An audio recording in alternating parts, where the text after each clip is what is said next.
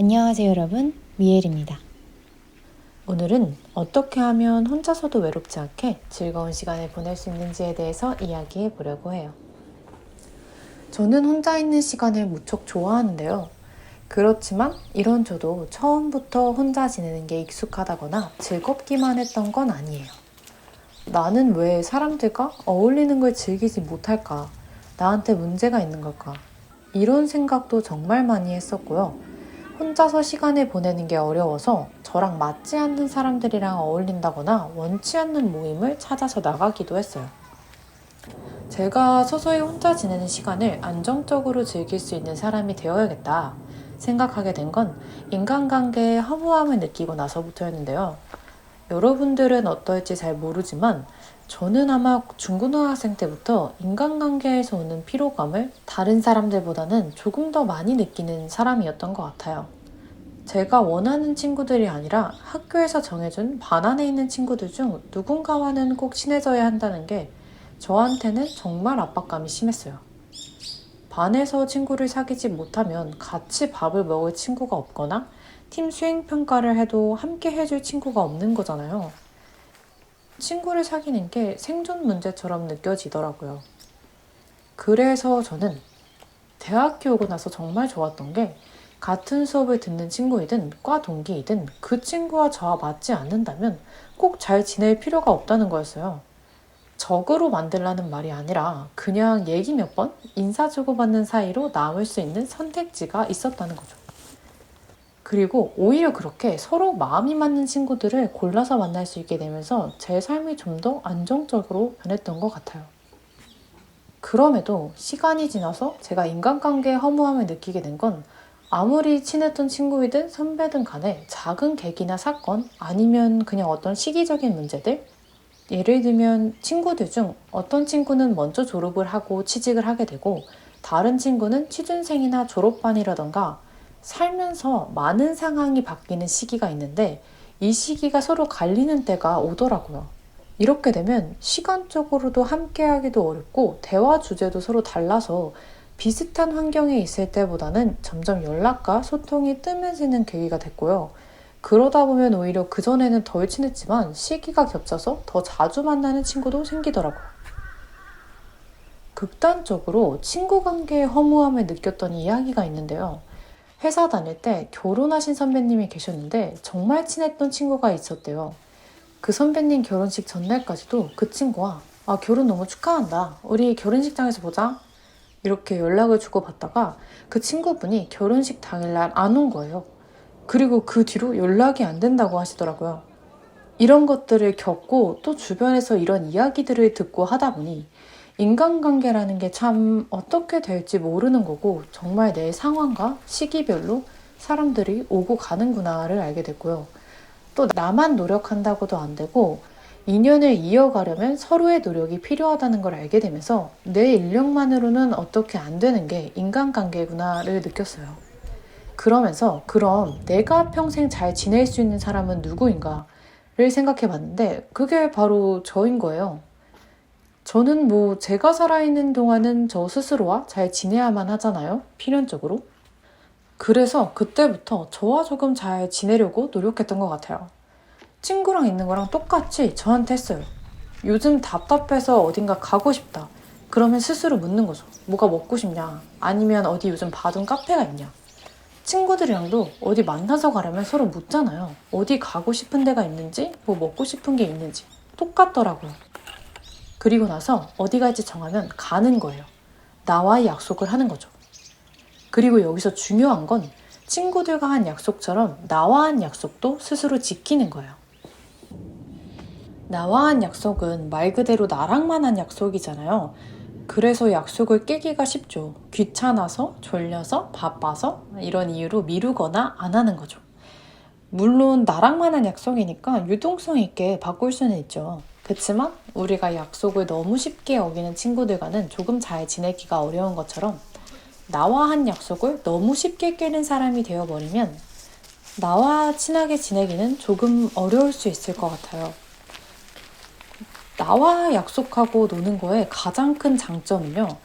내가 정말 좋아하고 원하는 것들을 마음껏 해볼 수 있다는 것 같아요.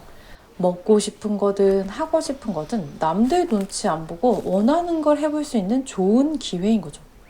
여러분들도 혼자 시간을 보내야 하는 계기가 생겼다면 그동안 해보고 싶었던 것들 있잖아요. 원데이 클래스도 좋고요. 요즘은 온라인 강의도 잘 나오니 온라인 수업을 시작해봐도 좋고요. 인생 네컷 같은 곳 가서 그 시기에 내 사진을 남긴다거나 보고 싶은 영화가 있다면 혼자 보러 가본다거나 등등. 제가 이런 것들을 혼자 하고 다녀서인지 저는 세상에 참 혼자서도 즐길 거리가 많더라고요. 그리고 혼자 있는 시간을 보내게 되면서 하는 다른 하나는 오히려 역설적이게도 새로운 사람들을 만나러 간다는 거였어요. 아무리 안정적인 사람이고 자아가 완성형이라고 해도 완전히 고립된 삶을 추구하진 않는 것 같아요. 안정적인 사람이란 건 제가 봤을 때 혼자 있는 것도 여럿이 어울리는 것도 그렇게 많이 심적으로 차별을 두지 않는 사람들이었거든요. 혼자 있을 땐 혼자만의 즐거운 시간을 보내고 같이 있을 때는 그 환경대로 잘 즐기는 사람들이 제가 봤었을 때는 삶이 안정적이었던 케이스가 많았어요. 하고 싶은 말은요. 혼자만의 시간을 잘 보낸다는 게 완전히 혼자가 되어야 한다는 말이 아니라는 거예요. 계기가 어찌됐든 혼자만의 시간이 늘어난 건 다른 새로운 사람들을 만나볼 수 있는 심적, 시간적 여유가 생겼다고 생각합니다.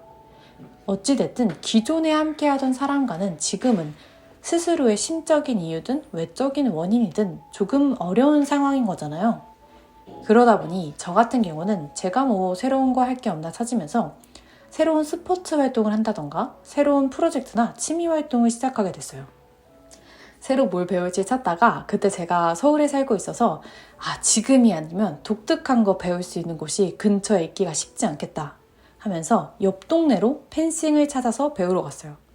그러면서 거기 있는 사람들과 자연스럽게 말을 한 번씩 해보게 되고 꾸준히 운동하러 나오는 다양한 연령대의 사람들을 보면서 사람 정말 다양하다. 삶에 열정적인 사람들이 많구나를 느꼈고요.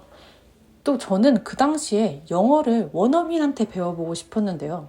자취를 시작한 초년생이다 보니까 돈이 없는 거예요. 그래서 펜싱은 재능 교환이 어려우니까 학원을 선택하고 영어는 그때 당시에 어떤 어플로 외국에 있는 친구들과 언어 교환 겸 문자를 주고받았어요. 그리고 그게 제가 영어를 배우러 미국 유학을 가는 계기가 됐고요. 지금까지도 꾸준히 영어를 공부하는 계기가 됐어요. 외국인 친구들과 대화를 해보면 여지껏 내가 했던 생각들이 정말 국소적일 수 있겠구나. 다른 세상도 있을 수 있겠구나라는 게 느껴지면서 다른 세상에 사는 사람들은 어떻게 생각을 풀어나가면서 살고 있을지가 궁금해지더라고요. 이렇듯 오히려 혼자서 잘 지내야 돼 라는 강박이 있을 때와는 다르게 새로운 것을 긍정적으로 수용해보자 할 때 제 삶에서 더 느낄 수 있는 것들이 많았어요. 그러면서 오히려 혼자 있는 시간에 할 것도 더 많아지고 재미도 더더욱 느꼈던 것 같아요. 주의해야 할 건 이게 혼자 있는 게 두려워서 혼자 있는 시간을 견디기가 어려워서 새로운 사람들을 찾게 되면 오히려 악영향이라는 거예요. 제가 2번 정도 의도치 않게 혼자만의 시간을 견뎌야 하는 상황이 있었는데요. 처음 그 시기를 맞닥뜨렸을 때는 혼자 있으면 머릿속에 너무 많은 말들이 맴돌고 해서 오히려 사람들을 더 찾아서 만나러 다녔어요. 제가 불안한 상태에서 새로운 사람들을 만나니까 그 사람이 어떤 사람인지가 중요하지가 않더라고요. 그냥 나랑 놀아줄 수 있는 사람이면 고맙고 친해지게 되는데 이 시기에 제 삶에 좋지 않은 영향을 주는 사람들의 대부분을 만났어요. 불안한 시기에는요, 내가 살고 싶은 삶의 방향성과는 무관하게 사람들을 제 삶에 더 쉽게 들이게 되더라고요. 저녁에 의자 사지 마라, 배고플 때 장 보지 마라, 이런 말 아시죠?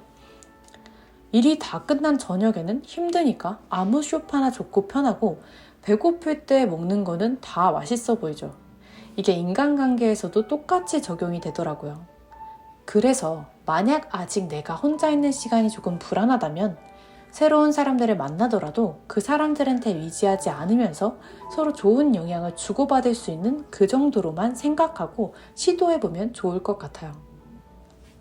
혼자만의 시간을 보내는 시기가 늘어난 건 저는 제 삶의 방향성을 한번 되짚어 생각해 볼 수 있는 시기가 왔었다고 생각해요.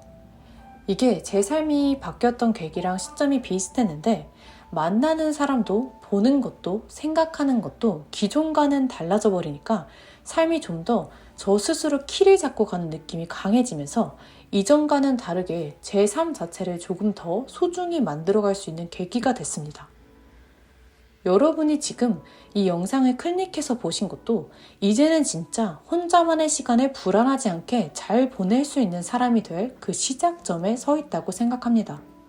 마지막으로 제가 그 시작점에 계신 여러분들에게 드리고 싶은 말은요. 혼자 있을 때 스스로 가장 중요하게 느껴야 할 건 혼자여도 괜찮아 라는 것입니다. 혼자라는 사실이 어렵고 외로울 수 있어요. 생각보다 나는 그렇게 강하지 않을 수 있습니다. 괜찮습니다. 혼자일 때 바라보게 되는 다른 사람들은 다들 누군가와 함께인 것 같죠? 그렇지 않습니다. 혼자인 시간이 없는 사람은 없습니다. 처음부터 혼자가 되는 걸 잘 견디는 사람도 없습니다. 혼자서 시간을 잘 보내는 사람은 어쩌면 꾸준히 자신과의 약속을 지키고 자신의 삶의 좋음을 선택하면서 노력해온 사람일 수 있습니다. 그리고 그게 저는 미래의 여러분이라고 생각합니다. 감사합니다.